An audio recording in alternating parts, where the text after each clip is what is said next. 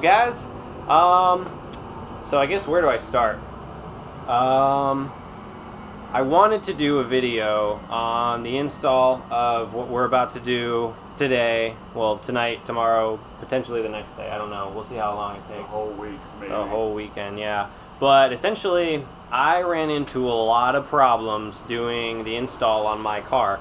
I had a lot of other things. I mean, I'll probably maybe put like a list of issues in another video, but basically it just was too much to try and record stuff because it didn't matter. I was doing work continuously and it actually was not solving the problems that I had. So basically I just scrapped the whole idea of doing a video of the install. And turns out that, you know, Daniel, I don't know if you guys recognize him or not, so you might recognize the car from one of my other videos, and he actually picked up the same kit that I installed, just a little bit different with like some of the extra things you can do with it, and we're going to be installing that. So without further ado, you ready? That's his car. Yeah. So that's his car, yeah. Basically, this is the red Mustang from the drag day video that I recorded. He's the one on the left lane, I'm in the right. So, oh, actually, yeah, and this is also the Mustang that I reviewed, the automatic 14 GT. So, you guys have seen it before, done a little bit of different things since we last saw it. He's got new wheels on it, different coil covers, really touch up the engine bay, and then the fuel rail covers on the Boss are 2 manifolds. But that's not what we're excited about today. Tonight, I don't know what to call it. We're going to be doing a Paxton Supercharger install, as well as, what'd you get, Boundary? Boundary oil pump gears and MMR crank sprocket? Yep, everything I did on mine, just you haven't seen that before because I didn't record it. So without further ado, we're going to get cracking. And we're just going to kind of like do, we're not going to do a full install video because it's just too much going on, but I'm going to do a couple, like, you know, clips here and there of what all is going on. So, enjoy. Alright guys, so quick little update. I'm going to show you what's going on. So, front wheel, you know, it's big problem. Took like an hour and a half to get off. No, I'm just kidding. So we got the front wheels off. Basically, I've been working on the engine bay. I got the coil covers off, some of this stuff, just random things pulled off. Intake, throttle body, all that is removed. Couple different things, PVC. Big thing I did was pull the front bumper off. That is over yonder. And then the other thing we've been working on, Daniel's been working on pulling out the front strut. Maybe you can see that right next to him. So, because we're also doing, I think I forgot to mention that, we're also going to be hitting the Eibach Pro Kit, right? Yeah, Eibach Pro Kit lowering springs same time, as well as Coney shocks and struts. So, it's actually the same suspension setup I have on mine too, so that's what we've done so far. Just have to take a couple bolts off and then pulls out. You remove the strut mount bolts up here, and yeah, the bumper has just got a bunch of clips and things like that you go along and remove. Yeah, so that's it for now. Okay, so we're about to start draining the coolant. So that's what you see he's doing, is loosening the bolt on the bottom of the radiator. I'll try and get a good view of that for you guys. Yeah, so you see that right there. It's just a plastic piece. We used a wrench. There you go. And so you just loosen it until it starts draining. We have the cap removed up top so that it helps with the flow. You can keep loosening it. You can pull it all the way out, honestly. It'll allow for a lot easier flow.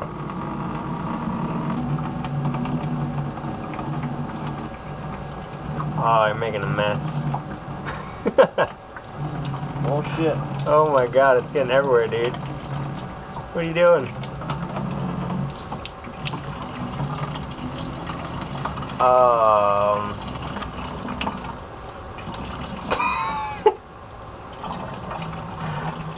Oh my god.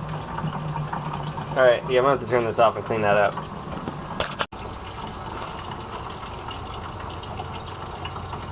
So yeah, basically just drain the coolant until it's empty. What's up guys? So another quick update here. Basically he got everything off of the struts and all that to work more in the morning once everyone's not sleeping anymore on the springs and struts. From there, we pretty much got most of the stuff off the face of the motor pulled off. So just kind of working through that. Coolant's all drained. We'll have to drain the oil at some point. Probably wait for in the morning. So right now, we're now working on pulling off pretty much everything off the top side of the motor, as well as like any of the pulleys on the face of the motor. So he's currently pulling out the spark plugs. And then from there, we'll be able to easily turn the motor so we can finish pulling off the AC belt, kind of prep the crank pulley to come off, and then from there it's just the valve covers and a couple bolts and then the timing cover. So yep, just kind of continually working along. Things are moving along fair enough. Pull the battery out as well, because who knows what happens when we don't pull the battery out, you know what I'm saying? Yeah. So, cool.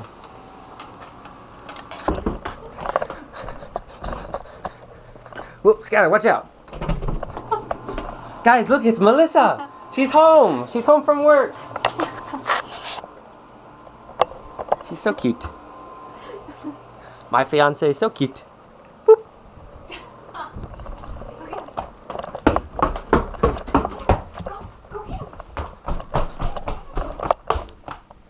I was like, no, I'm good.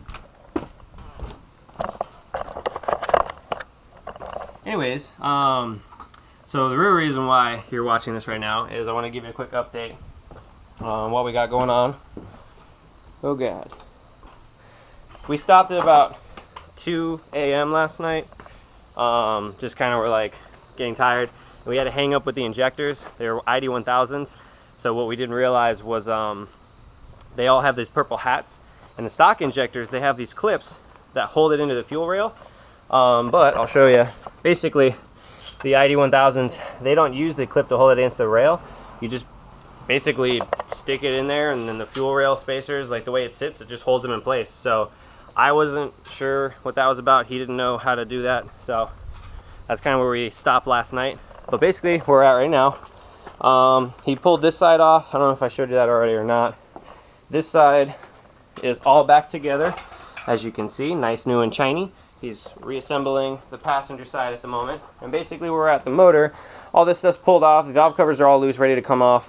I got the crank pulley off a couple minutes ago. All these bolts just have to come off. We're going to drain the oil, pull the filter. Actually, we might leave the filter on for now. And that's pretty much it to pull the timing cover off. And at that point, we'll start working with the oil pump gears and replacing those and pulling the timing chain and everything like that. So, yep. So that's where we're at, and I'm going to be taking a break while he does that because Melissa's home, so we actually have to go check out some wedding venues. So, good times. Yeah. Alright, see you guys in a few. Okay, so what's going on here is essentially we switched to a 4K camera and didn't realize that you had to turn the audio on. So I'm just going to kind of commentate a little bit as we're going. So essentially everything is loosened up on the car, and we're just starting to pull the valve covers off. So that's what you're going to see me doing here. Is essentially I'm removing the dipstick from the dipstick tube on the driver's side valve cover, and then we're going to start to pull up on the valve cover to try and evenly release all the bolts and get it to break free from the head. So that's what you're about to see me do, is start pulling up on the valve cover.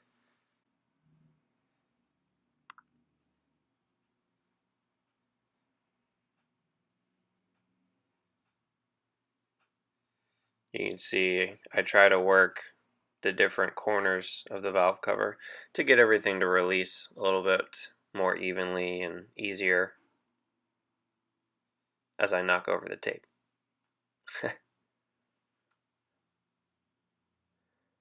I don't know what that was. I must have found something. Wanted to set it off to the side so it didn't get lost.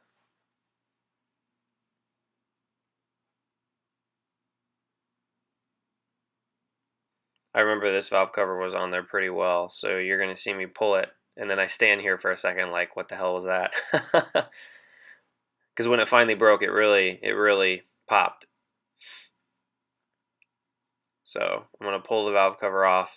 And then again, this being the driver's side valve cover, you'll see once I pull this off that I have to remove the dipstick tube separately.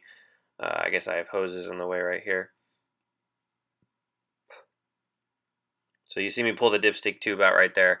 The reason being behind that, the valve covers on these cars have the oil dipstick tube plastic, like welded, I guess, into the valve cover. So essentially, anytime you pull that valve cover off, that dipstick tube, from my experience, has broken off every time. I had the same thing happen to my car. Now, what I did to remedy the situation was just take a little bit of the gasket, silicone gasket maker that you use on the timing cover of the motor, and I just dabbed that into the hole where the dipstick tube pressed into the valve cover. So I believe we're just trying to show you the cams and everything, so you can see the head once it's more exposed on the inside.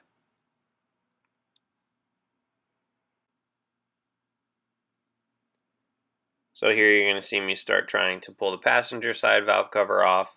You're going to see that I have trouble with it. So the reason being, and the point I want to make here, you'll see in just a second, I go around to all the different bolts because I'm not getting any give in the valve cover. So a lot of these times, these bolts are held in by rubber grommets. So while they may be totally loosened from the head, it behooves you to just go across every bolt and loosen them one more turn or so, because you'll see sometimes they still catch even though they're fully loosened from the head. So now that I've gone and done that, I should be able to pull up on the 4 different corners again to try and evenly release the valve cover from the head. And once I've done that, I should be able to pop it off here in just a second, like so. I believe one of the bolts from the valve cover had fallen out. Typically that doesn't happen, but just be aware that it can happen. And if it does happen, all you do is just take your thumb, whatever, push the bolt back into the hole, and the rubber grommet will just pop back into place, and then you shouldn't have a problem. So that's pretty much it when it comes to removing the valve covers.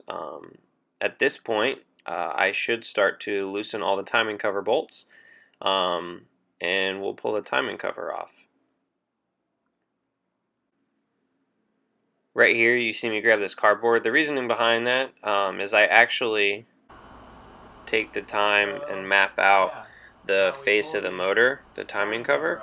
The way I do that is essentially I draw the timing cover, right? So I draw a big V, and then I just take, and I basically just take the Sharpie, draw the V of the motor, and then as I pull the bolts off the timing cover, I put them on, or I put them through the cardboard where they essentially sit on the timing cover. So you can see that cardboard in the top left there. It's sitting on top of the trash can. So all those bolts that came off the timing cover are essentially pushed through the cardboard on that map where they came out of the timing cover at. So that way I know when I go to put everything back together, I'm putting the bolts back in the exact same spot that they came out of. So you can't mix anything up that way. But as you can see, all the bolts were taken out, so now I've removed the timing cover. At this point, we're going to take it over here so that we can start honestly messing with the oil pump gears next. Wait, are these 8 mil? What the fuck, man? Yours is different than mine. Mine were 10 mil. It's all good though, actually. I need some extension.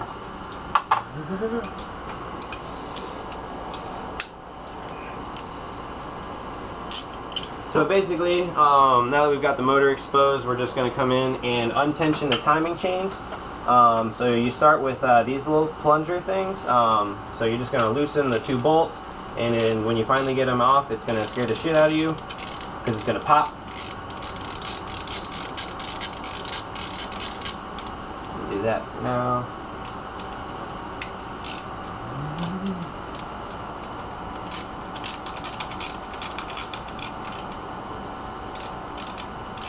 There ain't much that scares the shit out of me, because I've heard a 12-gauge shotgun go off, so there ain't... Well, you never know when it's going to pop. That's the problem. It's like a jack in the box. Oh. Where's those nicks you were talking about? Huh? Where's those nicks you were talking about? What nicks? So we could set the timing right. Oh, good call. I totally didn't even fucking think about that. I'm glad you said that. See what I deal with? Hey. Hey. Yeah, so to do that, we're gonna just put this harmonic balancer bolt back in, and we'll tighten it down all the way, and then from there, once it's in, we can just kind of spin the crank to get it all at the 12 o'clock positioning, which you'll see. We'll do that, and then you'll kind of see what's going on with that. Alright, so now we have the harmonic balancer pulley or bolt back on, so you can just rotate the motor since it's tight now. And essentially you want to rotate it so that you can see this key right here, the keyway.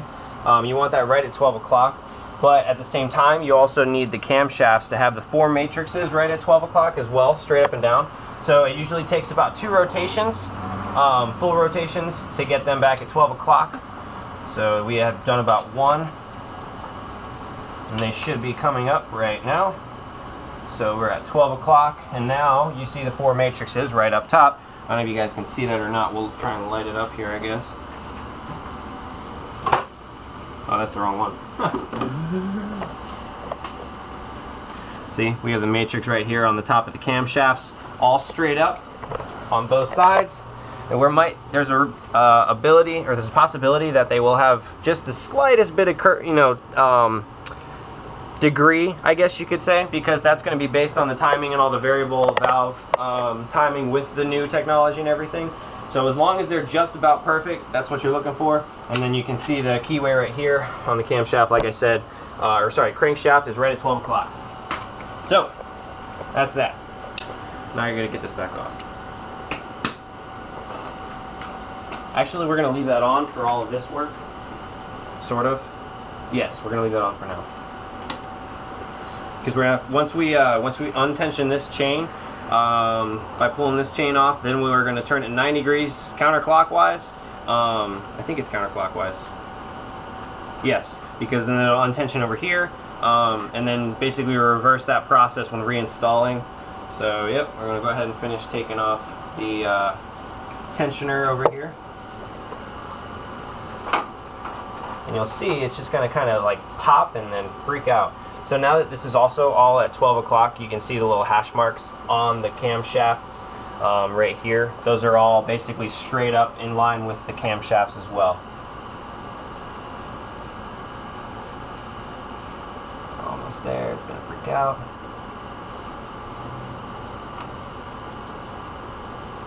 Not yet, okay. That's because, watch this. There we go.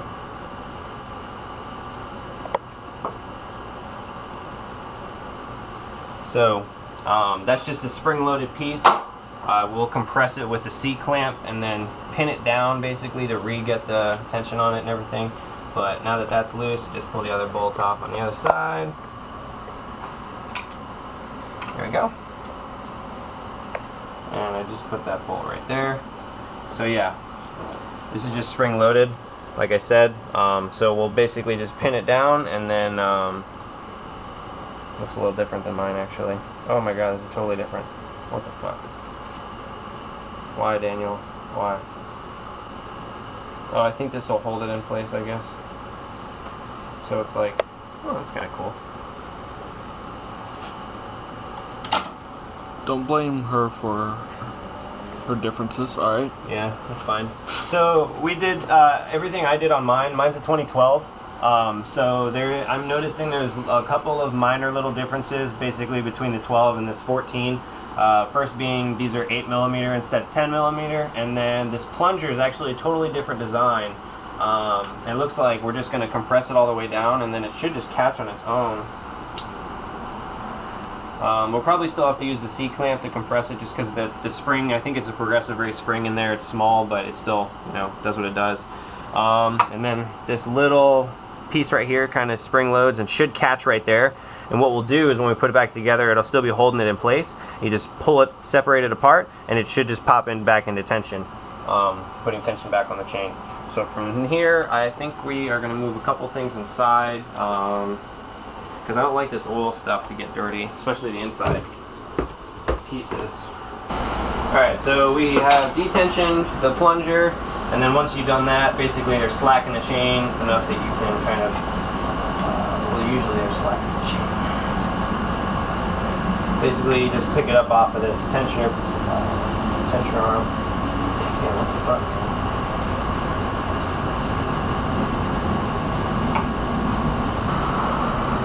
So the chain like shifted or something, or it jumped a link or whatever. So when you do that, you can just rotate it a little bit to the right, and you'll see it gives it slack like that, because it's slacked up top whenever it jumped a link. So from there, now you can just basically pull the chain off, pull this tensioner out, and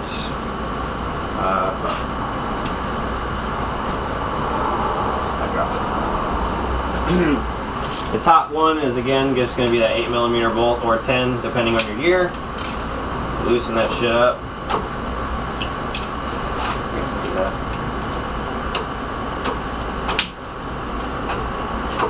And at this point your hands are nice and oily, so it just slides up in there. It's kind of like when you got a nice good lube up, you know what I'm saying, and trying to take care of some business. It slides right through.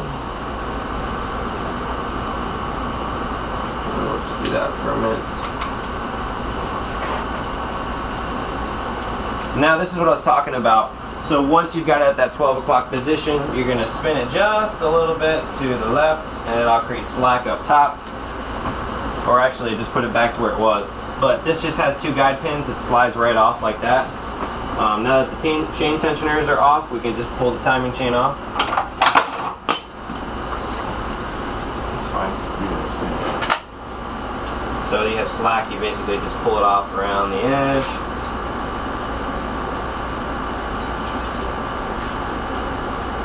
There, so you've got more slack up top. Same thing, timing chain off. I personally like to make sure I keep everything in the same order. So when I do this kind of stuff, you want to stay as organized as possible just to kind of make sure nothing gets mixed up. So I got my little workstation set here. So I'm just going to do that with those tensioners. And then the chain came off like this. So you just kind of wrap it up like so. As long as it's facing the same direction, in my opinion, that you should be fine. There are the little colored links, and we'll use that to retime the motor when we put it back together. And then it's the same thing on the other side. Alright, so now that the chain is off, you can do it with the chain on or off. It doesn't really matter. You basically just want to make sure that these are still at that top side position, the matrix is on the camshafts. So with it at the 12 o'clock position, you just rotate and get it to the 9 o'clock position.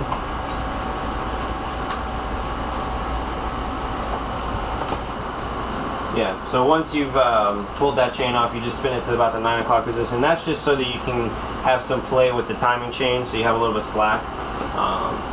So same deal as before, just take those bolts off of the tensioner first.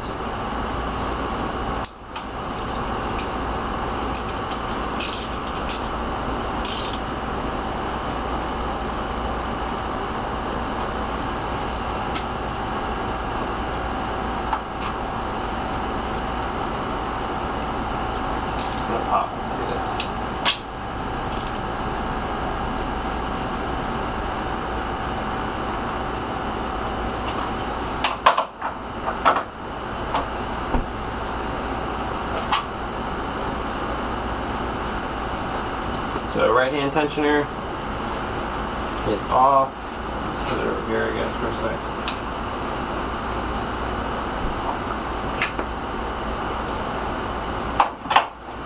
And since we did that, there's now slack where you can just kind of slide this piece off like so. And then one bolt on the bottom, and then that'll come right off as well.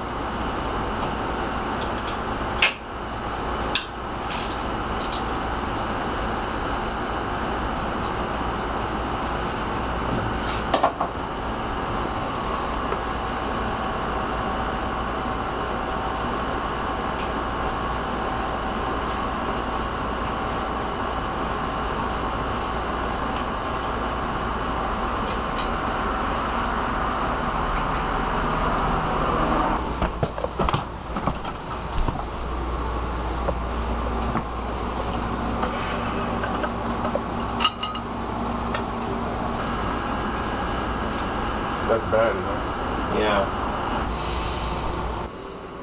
Alright, so basically we've got these two bolts from the oil pickup tube. They face upward. On this car they were 10. I think they were 10 on mine too. So for anybody that decides that they're going to tackle this on their own, just I don't even know what to say. Good luck. What we used this time was a bent head 10 wrench or a 10 mil wrench because I didn't have a bent head one, and it was a lot more difficult to get to these bolts because when it's got that little bit of bend, because this one's so deep in there without pulling the whole oil pan off the car, it made it a lot easier. So I recommend the bent head 10 wrench if you decide to tackle this on your own. And then from there you're just going to want someone with skinny fingers. Yeah, because mine got pretty cut up. Once all these bolts off, you got 4 studs here. It was like 2, 8, 1, 9, and like a 13. I don't know. But essentially, once you do that, it just slides right off. You just got to push this oil pickup tube down, kind of separate it. There's a little O-ring. You want to make sure that stays on that pickup tube. And here's your oil pump. Oh God! See? Right? Hence the oil. You just want to get the oil out before we work on it. These use, I think it's a T30 Torx bits. Just kind of getting some of the oil out beforehand. Yep. So now we're just going to switch out the gears. Alright, so now that the bolts are loose on the back of the oil pump, this face just pops off. It's got a little bit of suction in it just from, you know, building pressure over time and everything. Cool. There we go. And there are your oil pump gears. So I'll show you kind of how they work. So like I said, this thing spins, right, like here. You see that? How the one on the bottom, like, because if you look 1, 2, 3, 4, 5, 6, 7, 8, 9. 1, 2, 3, 4, 5, 6, 7, 8. So that one extra creates that like a little bit of air pressure that gets generated kind of thing, and that's what pumps the oil up through the pump and into the motor. But yep, now that we have this all removed, you just pull these things out.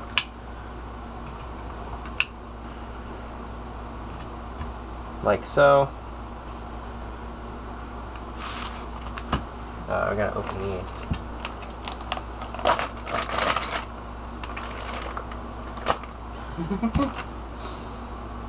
Sorry. It's all good. Builds character.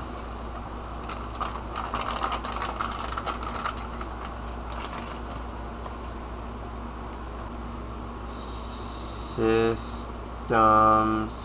Boundary lubrication systems. Yep. I think you want the logo to actually face the front, if I remember correctly. I don't really remember if it matters or not. But basically just kind of moving around, make sure it's all good. Everything seems to mesh nicely enough. And then you basically retest it once you put the face on. I do need the torque specs for this.